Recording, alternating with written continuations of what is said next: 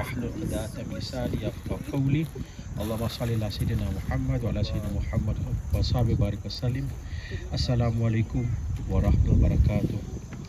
Alhamdulillah, I think last year we were a lot, but Alhamdulillah, shukra for all the people that came out, that made effort to come out. Allah subhanahu wa ta'ala bless your pardon, inshallah. We didn't give money out, but yet there still came people out here today, Alhamdulillah. Yes, I'm going to give a few speakers chance to speak, just to link each one to the family, so as everybody can see who links to what family, and to make it easy, because sometimes it can be quite, hoe kan ek sê, jara bietjie die mekaar, wat is die mekaar in Engels, confusing, confused. So inshallah, so I asked my son Abubakr just to speak on about our lineage, how we fit into the family tree, inshallah. Assalamu alaikum wa rahmatullahi wa barakatuh. I am Abubakr Sadan, 12 years old and from Worcester. I am the 8th direct descendant of Shaykh Sulaiman bin Ahmad. Shaykh Sulaiman has, at the end of the day, we are all between 5th and 10th generation of Shaykh Sulaiman bin Ahmad still alive today. And Y DNA proves we are all genetically linked, and all 3 sons of Shaykh Sulaiman descendants. Y DNA was tested and came up as a direct match. Alhamdulillah. Shukran.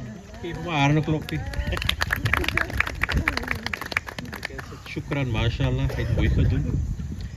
So alhamdulillah, just basically just to fold up what he said, this family tree can become complicated, and some of us still struggle to find out who is what and what is who. So I basically make use of common ancestry. Like if I want to explain myself, I will make Taib Sadan as a reference, and then from Taib I will refer na die is Taib se broer se kinders, die is Taib se suster se kinders, die is Taib se neef, and then I will reference. The same I do with Imam Abdullah Sulaiman. I will use Imam, his son, Imam Mahmoud Sulaiman, as a reference. And the same I do with Tata's line. I use Tata as a reference. And that's why these lines only go to the person I take a reference from, because then it's easily to identify, and I can explain from Taib so many generations. That's why I can say that I think Buddha Achmat is the nearest to Shaykh Sulaiman at the moment, and Buddha Kassiem. I think they are the fifth, and Buddha Sadiq. They are the 5th generation. So from there on we go on. Nathmi is the 6th. Me, Nhasliema, them are the 7th, and so you can go on and on and on. So inshallah, the next speaker, Nhasliema.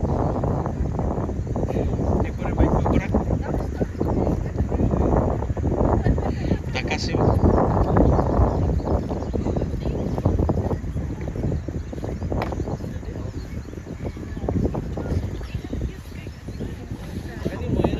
Assalamu alaikum. I just need to say shukran to everybody who made the effort to come out today. I think it's a bit chilly, but I think we appreciate the drive, being a public holiday. There's a lot of people here that basically on the side that they don't really know where they fit into the niche, but I'm sure there will be some introduction later. As far as our lineage is concerned, I'd just like to get Nhasliema, no, not Leah, Sadiq and my son Nazmi to stand up so that they can see. There's some resemblance there, I'm sure. One is Sadiq is my brother, and Nazmi is my youngest son, and I've got 2 other sons. They're not here today. Inshallah, they'll be fine wherever they are.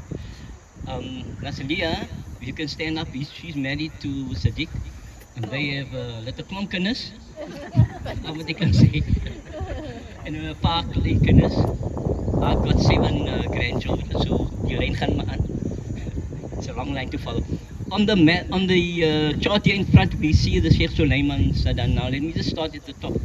When I got introduced somehow to my dear cousin,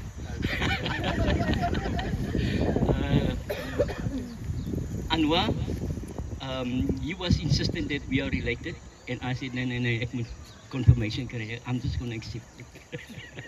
So I gave him a hard time, and I said, until there is clear evidence, because the reason why I had this thing in my mind, there's a lot of evidence from outside on the oral history. You must appreciate what oral history is, where somebody tells you, your pa was there, and your pa was that, and your oppa was that, and your oppa was that. The thing that came our way was that our father encouraged us to speak Malayu. He had a manuscript that we had to go through. And occasionally he would test us to see if we can still count in Malaya and things like that. The other thing was that he insisted we came from Indonesia, Java in particular, and more particularly Surabaya, what's it? Surabaya Island. Which apparently was, during the colonial period, there was quite a rich history there, and there were quite prominent people in that area. Some disaster hit the area, so it was difficult to get links. So we had sort of convinced that we came from that side of the world. So I still had to disprove. And then he said one thing which, I think he didn't like this, but it was said by my father, that the Sadans are not related to us. So all of those things made me think, no, I have to get better proof than that. He insisted that I do the DNA test. But fortunately, my son decided he's going to do it. So what has happened up to now is that the 2 lines from this, the red and the, I think the light green? The green and the yellow. The green, no, this side. They took 2 of them took the test, which was Kassiem Slamang from Weinberg. Yes. And then there's Anver, Sadan, who had his DNA, and they were matched. There was some other person who also did the match, but unfortunately he didn't fit it. But his name wasn't either one, none of these names. We as Slamangs, which was closest to this particular line from the Weinberg Slamangs, they were sort of waiting, what are we going to do about our lineage and our side? And before I could do this, my son decided he's going to do the test, the DNA test, and he's still waiting on further record. But it was immediately evident that the 3 of them, through the various brothers at the top, are related. Clear evidence, there's no more doubt. So I have to now discard whatever my father said as being purely oral history and sayings of the past. Because through them,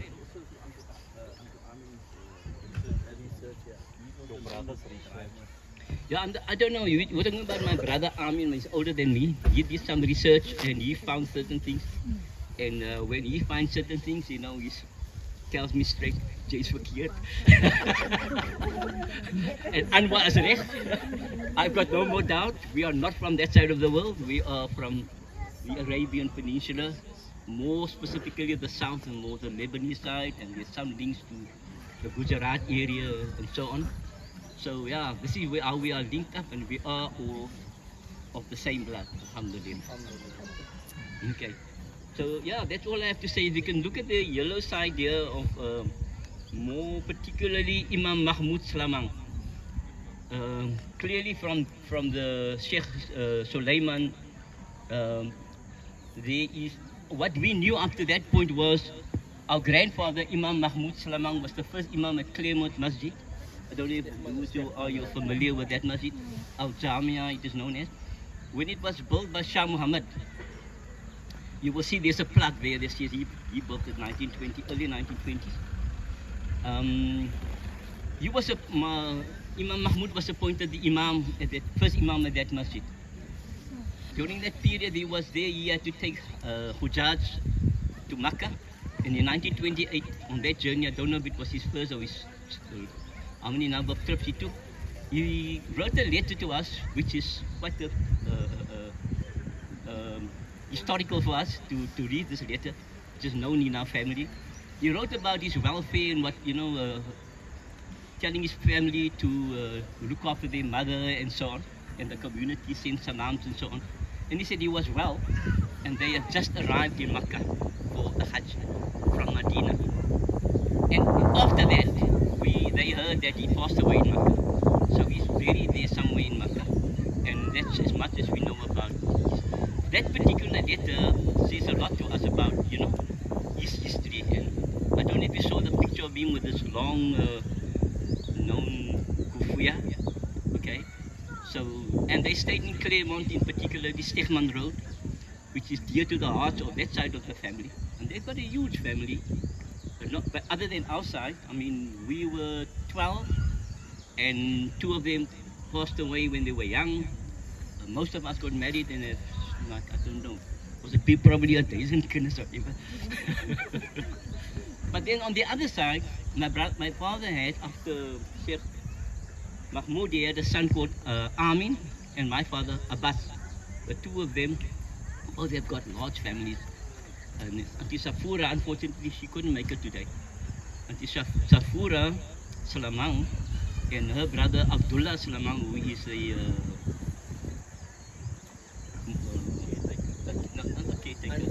Tukamani. They've got records of from their side, and got lots of children, grandchildren, and so on. So it's a huge family purely from that side. I don't know what else I have to say other than we are, if you are on this, somewhere on this chart, anywhere, then we are all related in some way or other, male or female, I'm sure. Is there any questions from anybody regarding this line? You can just approach it. Shukran for listening to me. I don't even ask a question. Are you satisfied now? Anver's your family. My idea was to give him a hard time. Still tell him I'm not related. But hij is zo hij is zo geheil, man, Als je kan heilen, moet je zijn zin geven.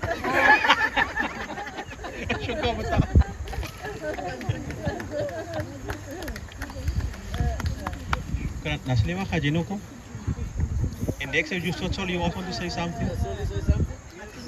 Wait, first Nhasliema, then Tasoli, inshallah. Tasoli, come. Come, Sulaiman. I'll be very quick. Assalamu alaikum wa rahmatullahi wa barakatuh. So you all know I'm Nhasliema. I'm the 7th generation, and I fall under this one here, Imam Sadan Sulaiman, right? This one here. And then we have, this was a twin and that was a twin, am I right? This one and this one were twins. These 2 were twins. Okay, so there we go, right? So I always thought, like, where does the twins come in my family? I had twin boys. My son has got twin girls. So, like, how, where, when, and what? Then somewhere along the line, my mom's family had twins, and I was satisfied with that. I think my granny, Jawa? Granny was a twin. Yeah, she was a twin. So I thought, okay, it's fine. Normally twins skips generations, but like mine was like, So, which means the genes must have been very strong. And then being out of Cape Town for 34 years, and I came back and I did my mom's lineage and I got well done there. And then I decided for my dad's side. Like the uncle was saying, Uncle Kassiem was saying, oral history. We also believe, because my dad also said we were from Java somewhere. Okay? So we also thought we had that Indonesian lineage. And the fact that my dad actually spoke Bahasa. And we used to mock him because it was a very funny language. Okay? And so yeah, we thought, okay, we're from Java. I never thought in a million years that I'm from the Arabic descent. Okay. So Alhamdulillah, being part of that, having found Anver and reached out to Anver, because I always got a stumbling block somewhere along the line after the archives, until Abdul Dayan put me on Anver. Okay? And that's how I reached out to you, right? Anyway, also what I want to say now, somebody might think like, why is there Slamang and the others are Sadan? Slamang, how does it derive? Okay? When going into archives, I found out that in the olden times, the people took their father's name as the surname. Okay?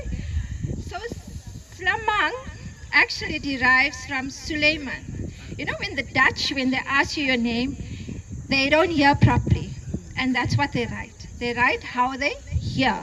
And that is how the Slamang, Slaming, all those kind of names, it derives, but from Sulaiman. Okay? Likewise, we'll find there sometimes that you'll have, they are brothers, but the names are different because they adopt the dad's name as the surname. That's what they did in the olden times. And like I said, putting pen to paper, I think we, this generation, and whoever is sitting here, make sure that you document whatever you hear, and if it's authentic, have it written down. There's so technology is absolutely fantastic. What could we do without it? So if you could document it, keep it for future generations, because word of mouth is not going to help anymore. Because like Kassiem said, word of mouth puts doubt into him. Okay, it would have put doubt into me as well, because I knew that's what my dad said, that was oral history. But old people never put pen to paper. It was always with stories. And we used to sit maybe on a Sunday, and my dad would tell us stories of that and whatever stories we heard, and then talk in this Bahasa language and stuff like that. So Alhamdulillah, it was a very, very emotional experience for me actually, when Anver had said that they were looking for me for 3 years. Not for me, my family. My dad lost his mom when he was 12, and he lost his dad when he was 11. So there was no other people other than his brother and his sister who died when I was about 7 years old. So she was gone. So it was only the other brother. And eventually, and sometimes, in families, the mother keeps them away from the father's side, somehow or the other, I don't know why. So I didn't really know my dad's side. But I remember our trips to Worcester. I remember that very well. So I knew we had families, Sadan, I wasn't too sure, until Abdul Dayan put me up onto Anver. So Alhamdulillah, I'm very proud to be part of Shaykh Sulaiman and Prince Kramat. And we, like I say, start documenting so that it can be there for future generations. No more word of mouth. Okay? Assalamu alaikum rahmatullahi wa barakatuh. Shukran. Sulaiman Bhayat. You okay, sir? Sulaiman, you understand? No, it's all right. Fine.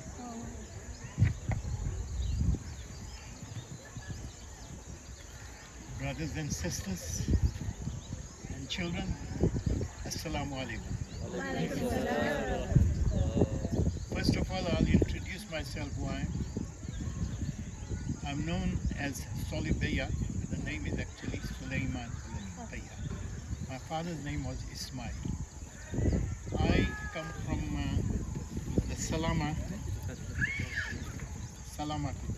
that is Imam Sadan Sulaiman's daughter, Salama.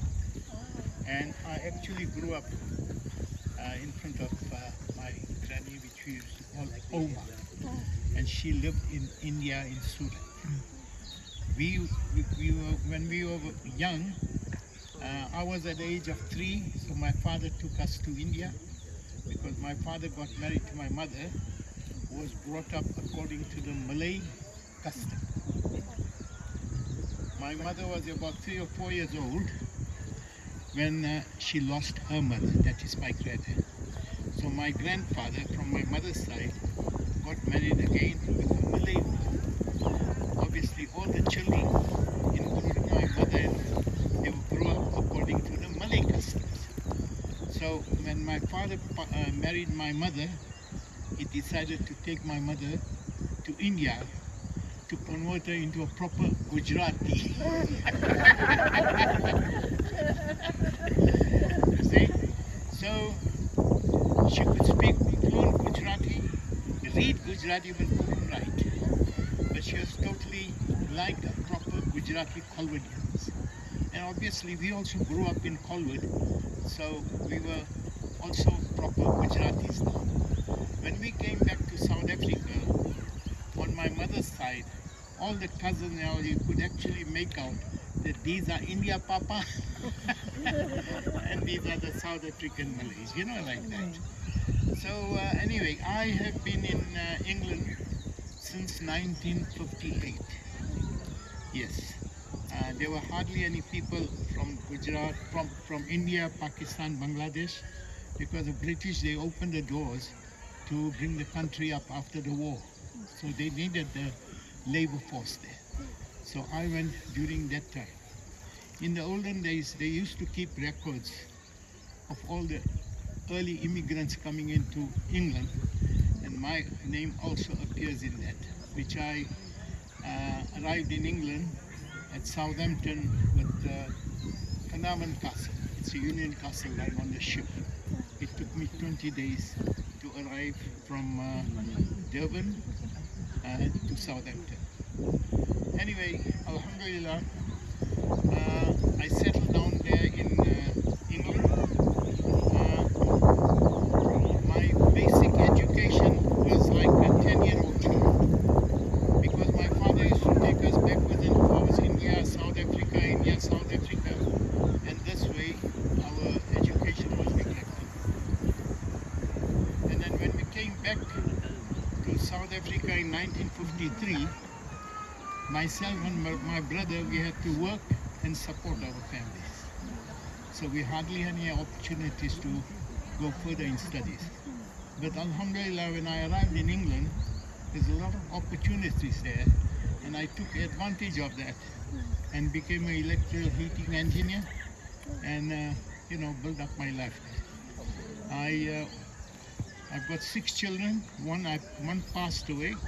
My eldest son was born in South Africa. The rest of them were born in England, brought up in England.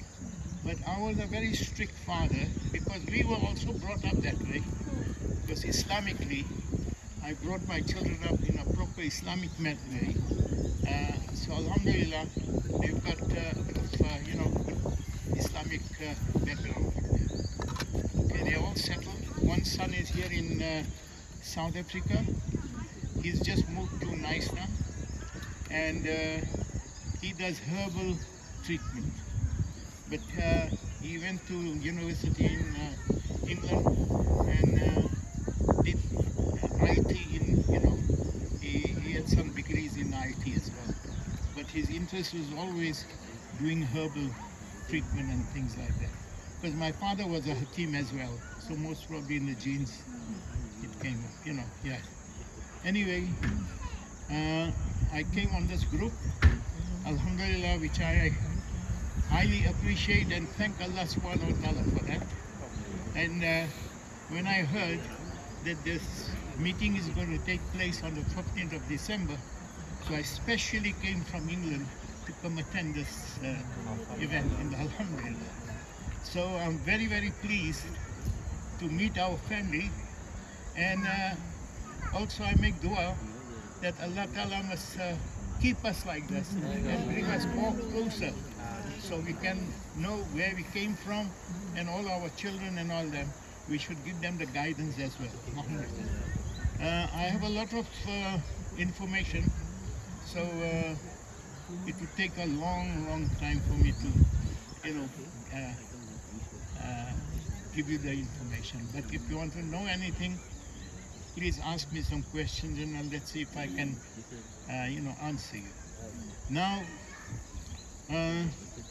I had my DNA test, the big one, the big Y as well, and it shows 2,000 years ago, over 2,000 years ago, the Bhayat has a connection with China, and the Mongolians, they came from China to Turkey.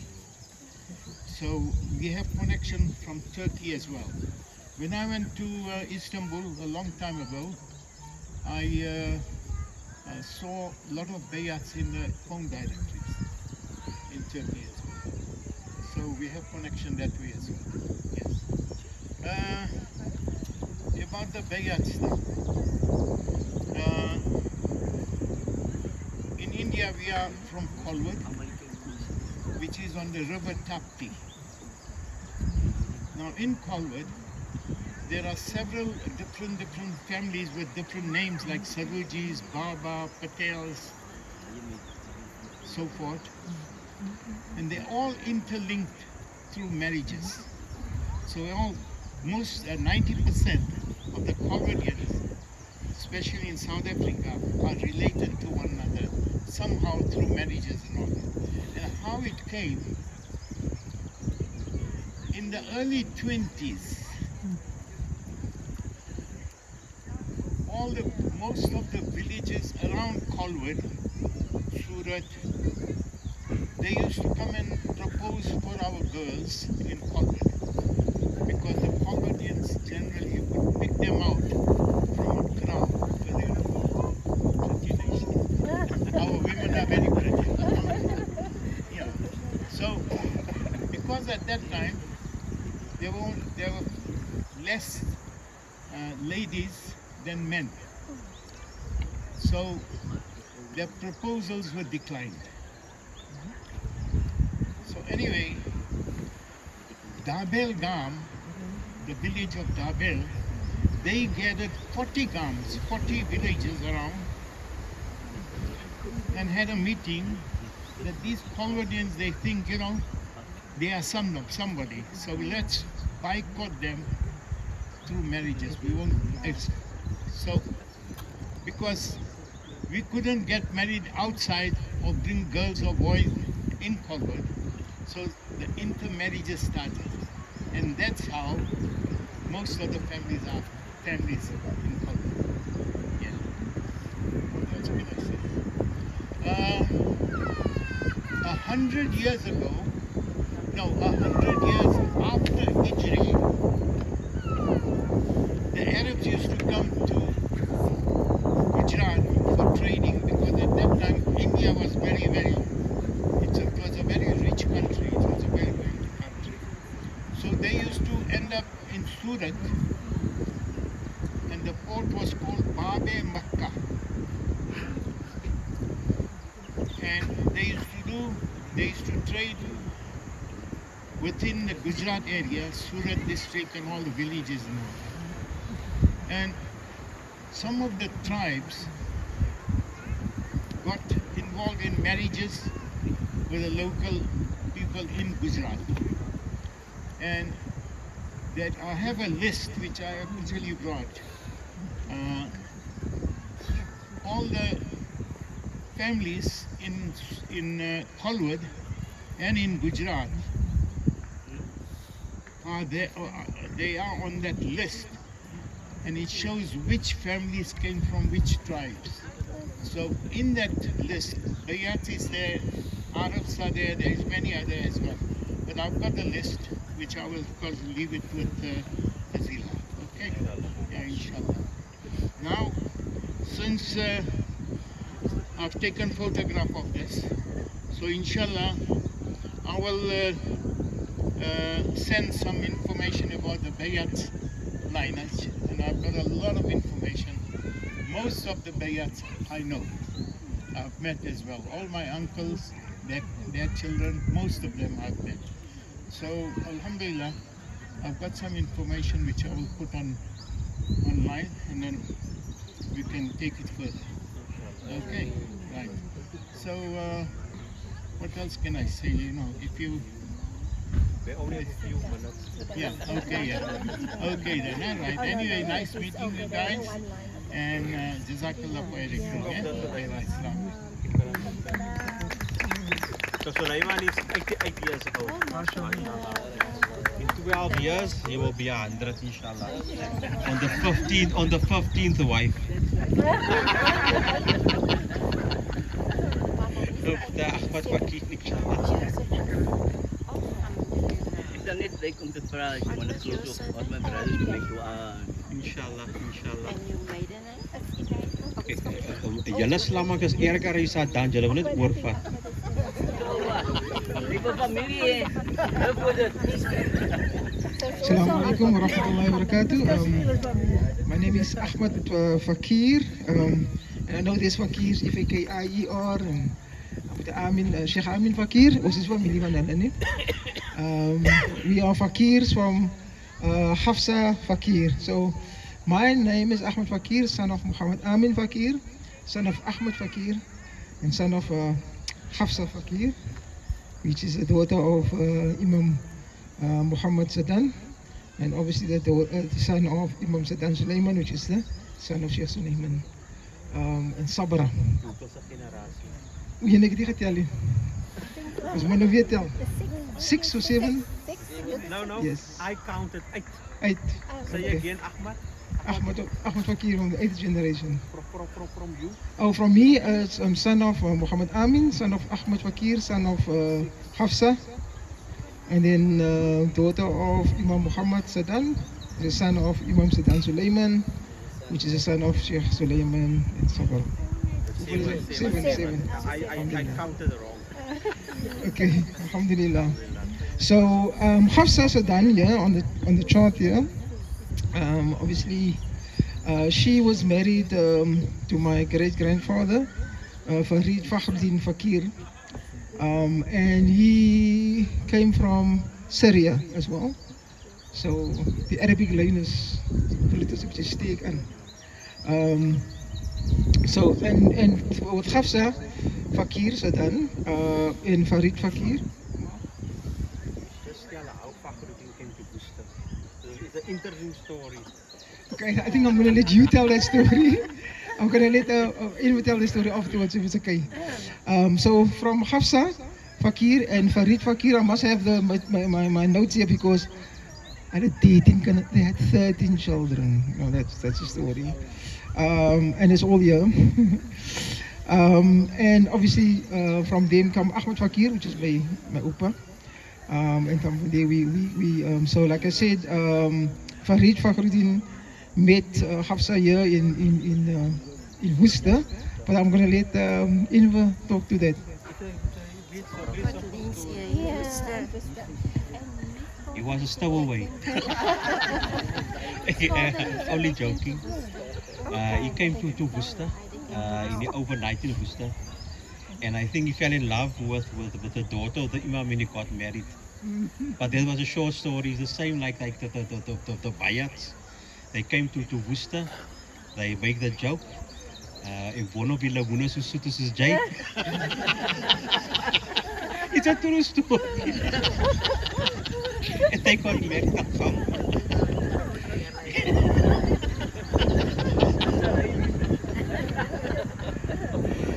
Inshallah, any questions?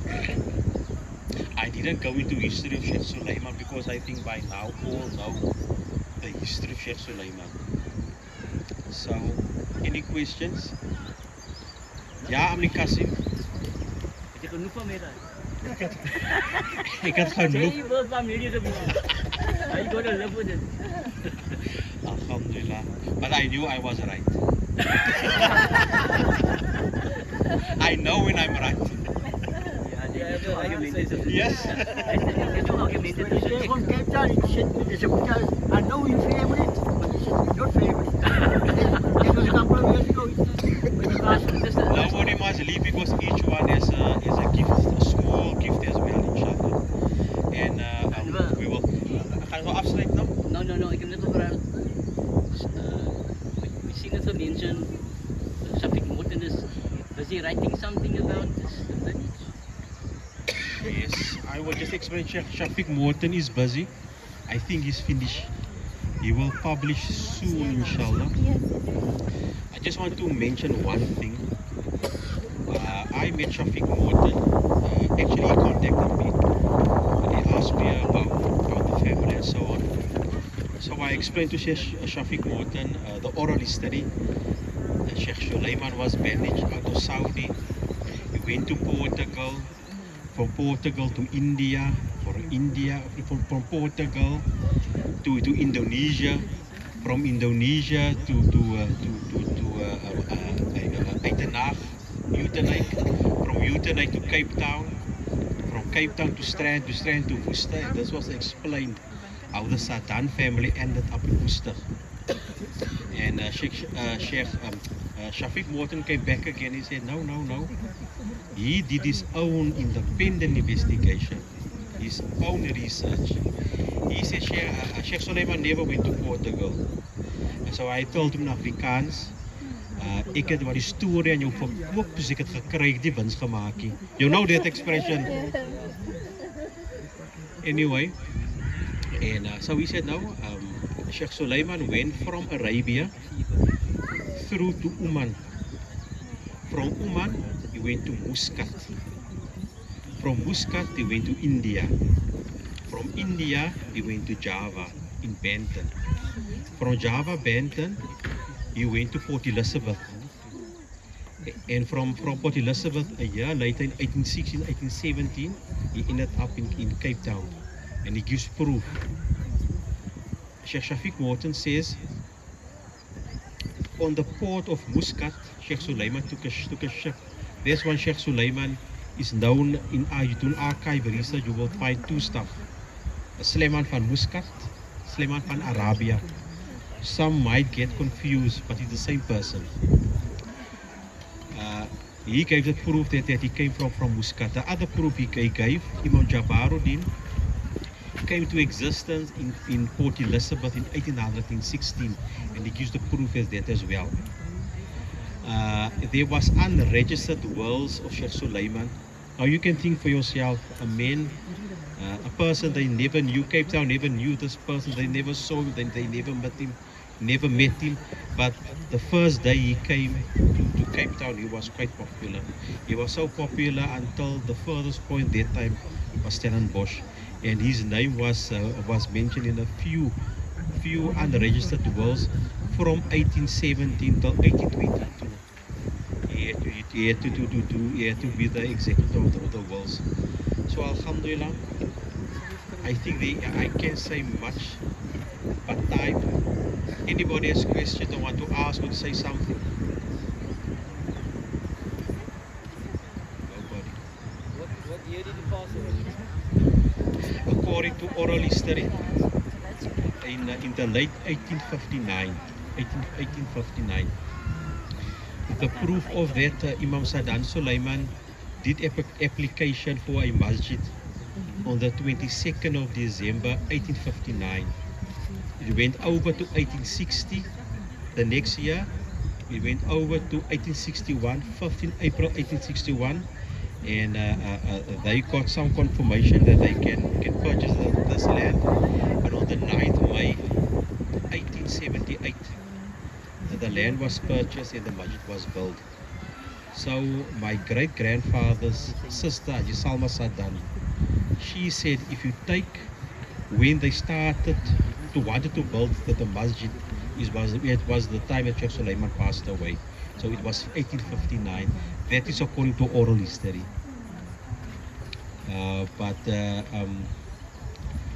We could only find 3 sons. And those 3 sons that is mentioned here, there was maybe there could have been other children. In fact, there was other children, but they died young, 8 years old. But they all passed away. But the remaining 3 sons is the sons, the descendants were to today. Yes. Anything else? Enigiets anders? Gaan we nog een foto vat? Voordat ons allemaal uit elkaar het gaan, inshallah. Maar nou gaan plukken. Wat?